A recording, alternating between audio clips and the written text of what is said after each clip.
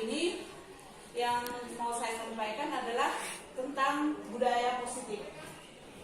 Ya, budaya positif. Jadi saya rasa semua sudah mengetahui bagaimana budaya positif. Jadi ini topik kami.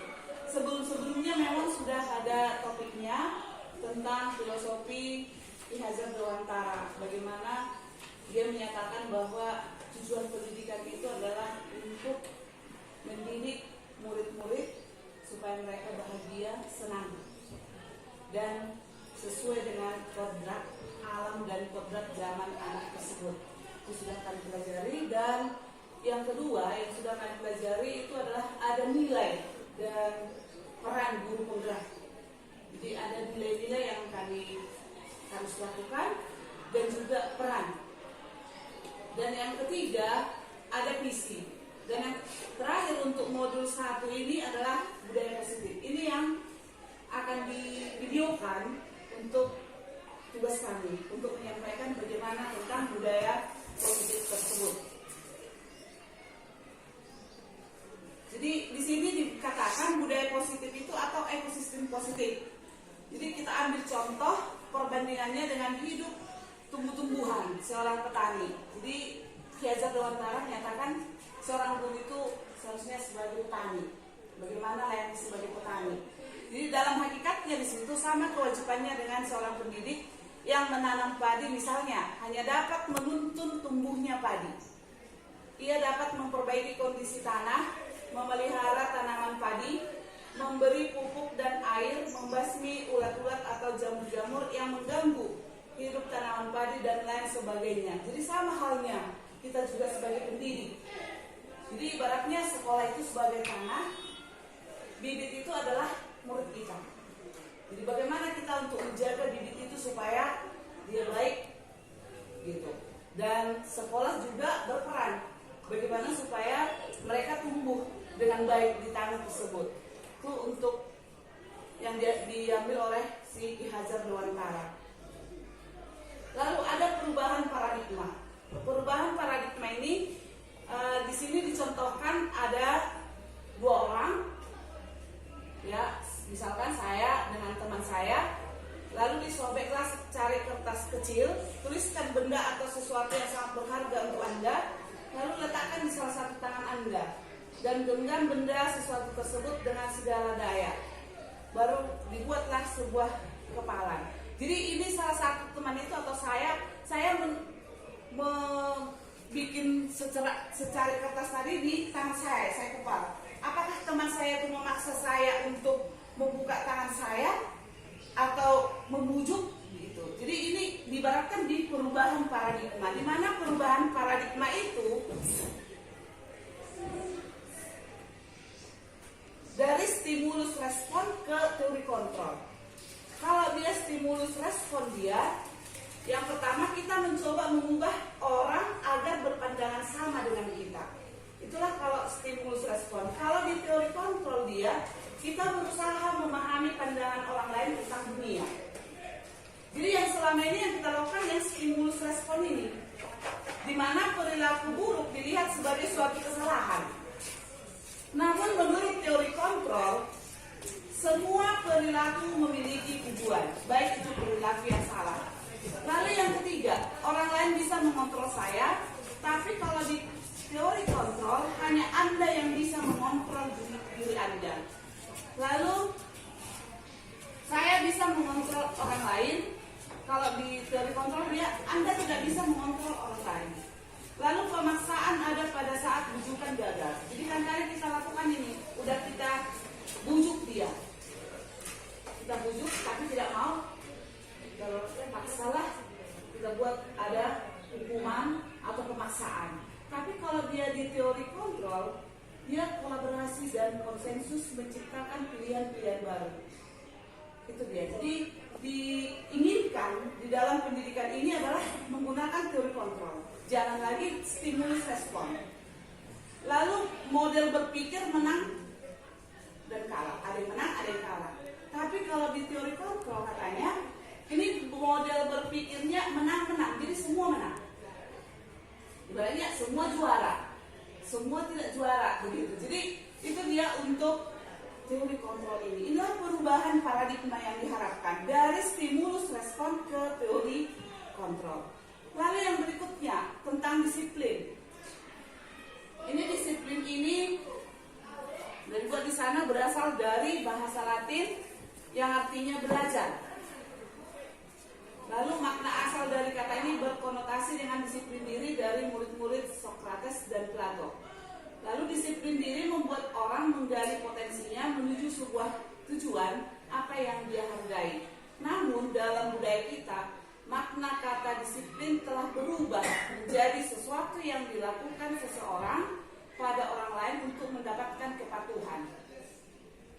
Kecenderungan umum adalah menghubungkan kata disiplin dengan ketidaknyamanan, bukan dengan apa yang kita hargai atau pencapaian suatu tujuan mulia. Jadi ini disiplin di sini berarti untuk contohnya tata tertib, peraturan gitu. Di sana dikatakan bahwa untuk mendapatkan kepatuhan saja dia terpaksa melakukan itu. Karena ada yang membuat peraturan tadi dengan tata tertib. Jadi seharusnya katanya dari mereka sendiri atau dari murid-murid itu sendiri supaya mereka menghargai apa yang dikatakan mereka. Jadi kalau dari kita katanya dari seorang pendiri mereka hanya patuh aja lewat dari situ, nggak diingat lagi apa peraturan itu. Yang penting di sekolah dia mengikuti peraturan sekolah dan mungkin ada juga yang tidak mengikutinya. Jadi kita lanjutkan. Di sini ada 3 motivasi perilaku manusia. Yang pertama, untuk menghindari ketidaknyamanan atau hukuman. Ini yang pertama. Inilah motivasi perilaku manusia yang pertama. Ini adalah motivasi yang dari eksternal.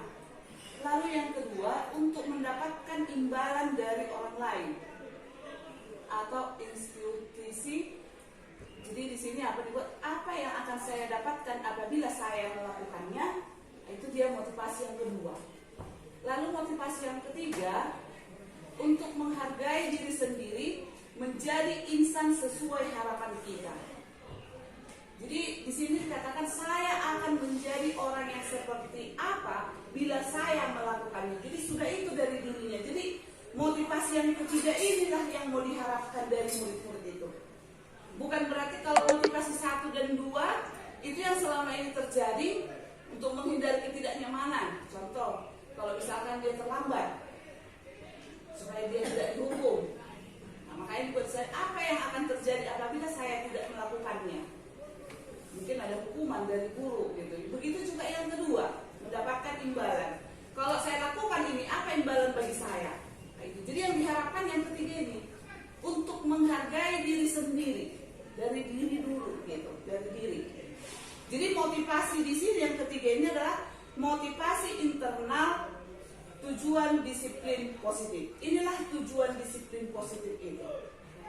Jadi kadang-kadang yang selama ini yang kita tahu disiplin yang kita buat itu sepertinya yang negatif, dilarang, jangan gitu.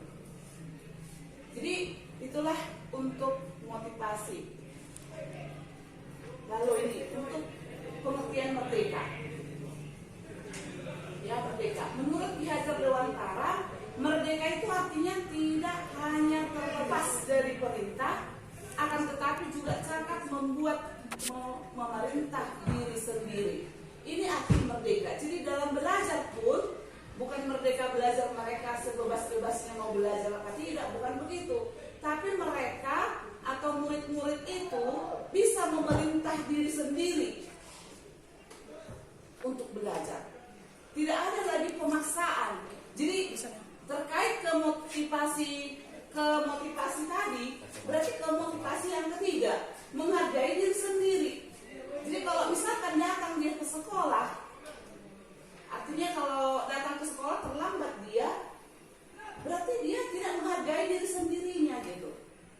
Nah, itu menurut dia. Jadi merdeka itu mereka belajar bukan sesuka hati, tetapi bisa memerintah diri sendiri, mandiri, bertanggung jawab, dan bisa menghargai orang lain, baik itu teman maupun guru. Ini ada lingkaran.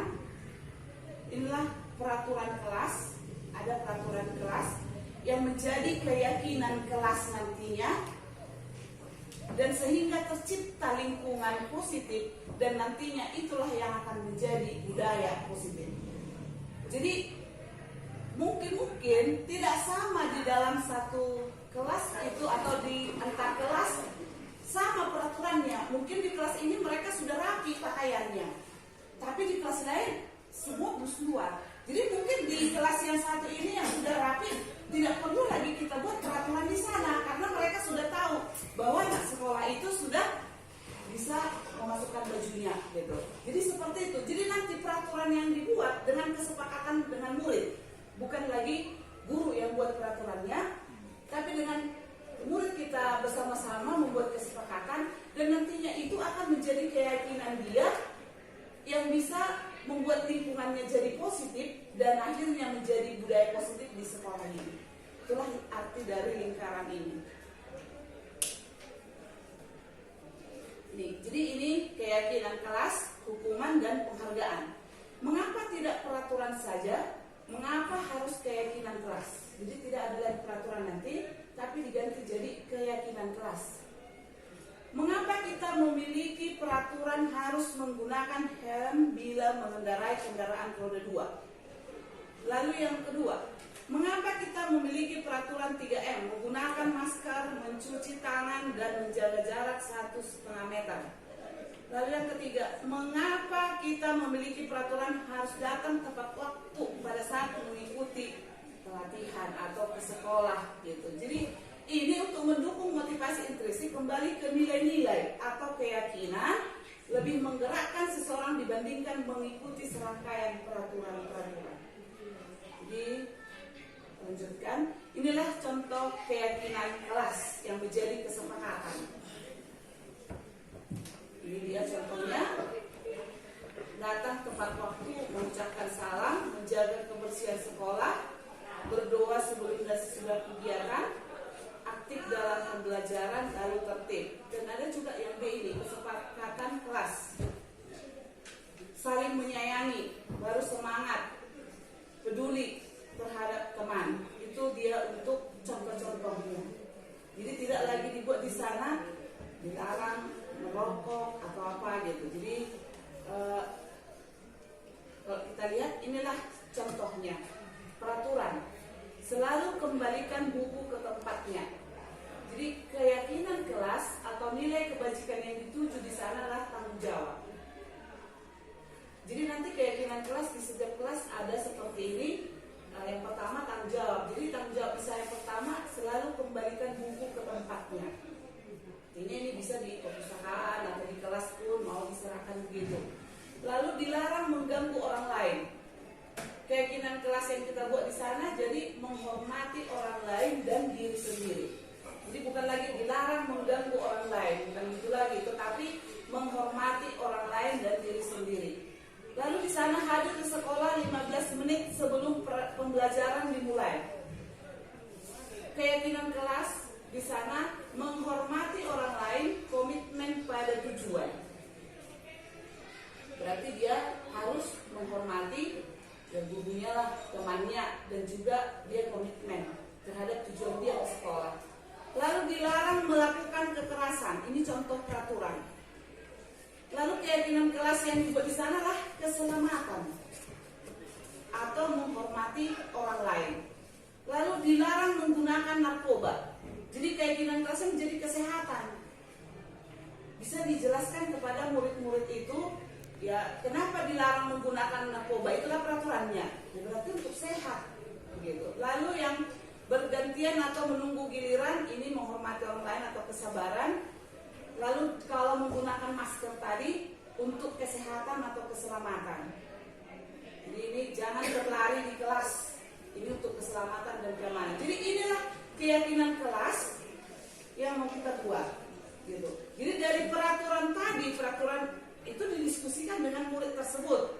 Dari peraturan tadi menjadi keyakinan kelas di lingkungan yang positif sehingga tercipta budaya yang positif di sekolah ini. Lalu yang berikutnya tentang hukuman. Dihukum oleh penghargaan. ada yang jangka pendek dan jangka panjang, ada yang menghukum penghargaan mengurangi ketepatan, ini penghargaan tidak efektif, dan penghargaan merusak hubungan, ini adalah dihukum oleh penghargaan. Jadi sama halnya kalau misalkan anak-anak itu mau belajar karena dia mau ranking, berarti ada yang mau dikejarnya, tujuannya. Lalu ada, tapi itu nggak selamanya untuk dirinya. Nilai keyakinan atau kebajikan tidak selamanya itu ada. Mungkin saja dia kalau misalkan dia tidak ranking, dia merasa terhukum. Nantinya kalau misalkan dia tidak ranking, udah ranking kian, tidak ranking lagi, dia merasa terhukum.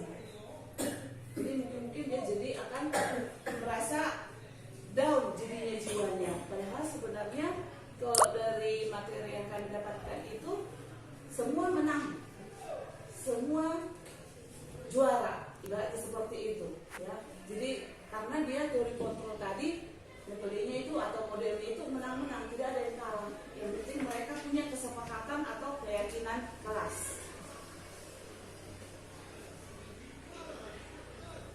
Ini adalah contoh tindakan guru.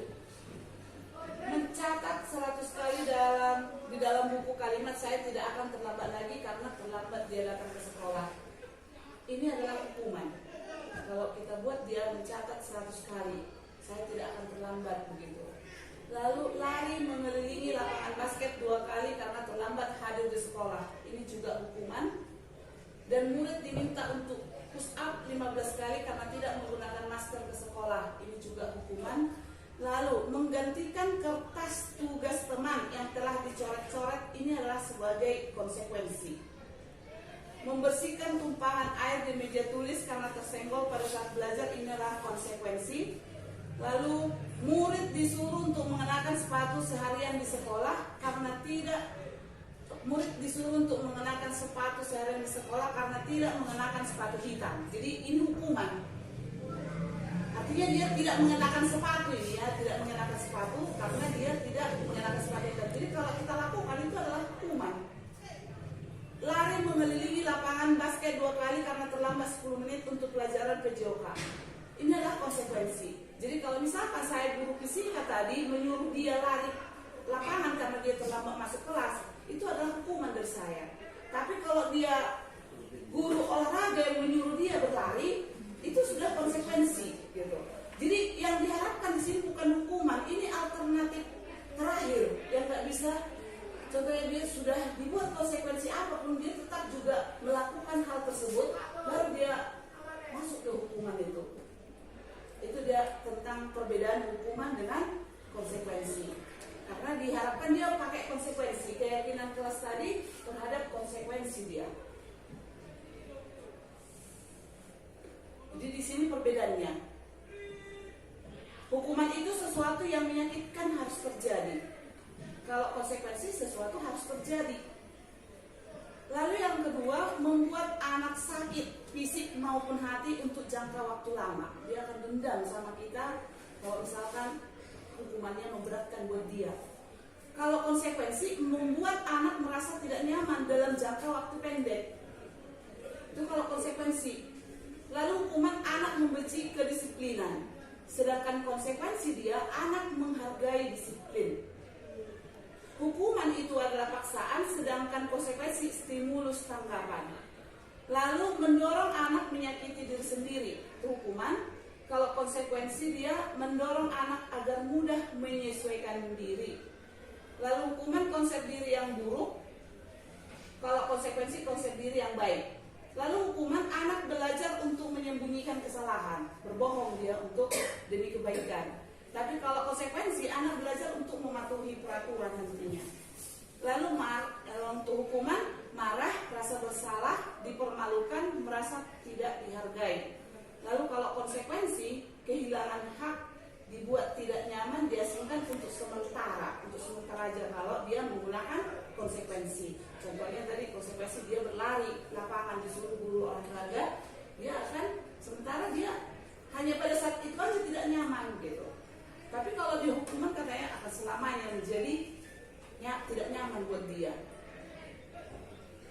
Karena di sini tambahannya karena setiap manusia memiliki kebutuhan.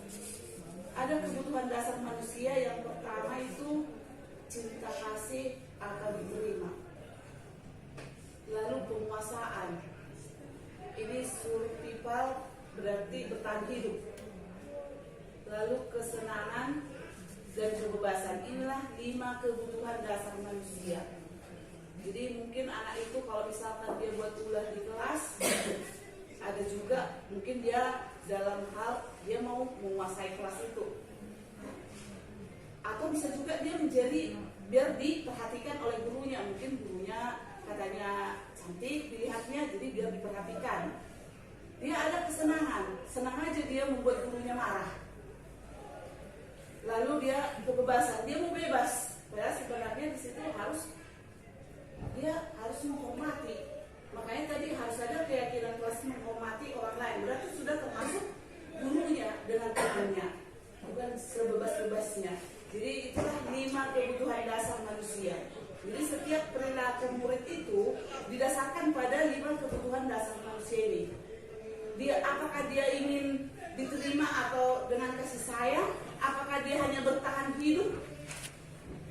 Dia bertahan hidup, atau diakah mau menguasai teman-temannya, atau dia bebas, atau kesenangannya saja. Itulah kebutuhan dasar manusia. Ini 5 posisi kontrol. Ada penghukum, pembuat merasa bersalah, teman, pemantau, dan manajer. Inilah posisi kontrol. Apakah kita sebagai penghukum buat murid-murid, atau pembuat merasa bersalah? Kalau dia penghukum berarti menghardik, menunjuk-nunjuk atau menyakiti atau menyindir.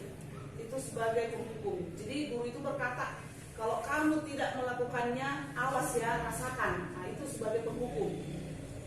Jadi hasilnya nanti katanya memberontak atau menyalahkan orang lain atau berbohong. Kalau dia membuat merasa bersalah, ini berceramah dan mengatakan seharusnya kamu seperti ini, ibu kecewa terhadap kamu, itu membuat merasa bersalah. Kamu seharusnya sudah tahu, ibu sudah lelah untuk mengajar ini, gitu. Udah stres melihat kamu seperti itu. Jadi anak itu atau murid itu kadang merasa bersalah. Jadi hasilnya menyembunyikan atau menyangkal atau berbohong. Tapi sebagai teman, ini yang posisi yang ketiga, sebagai teman, membuatkan alasan-alasan untuk muridnya. Ayolah, lakukan demi ibu. Masa kamu tidak mau? Ingat tidak, ibu pernah bantu kamu. Jadi ini hasilnya kan ketergantungan. Dan yang posisi yang keempat adalah pemantau. Pemantau itu menghitung dan mengukur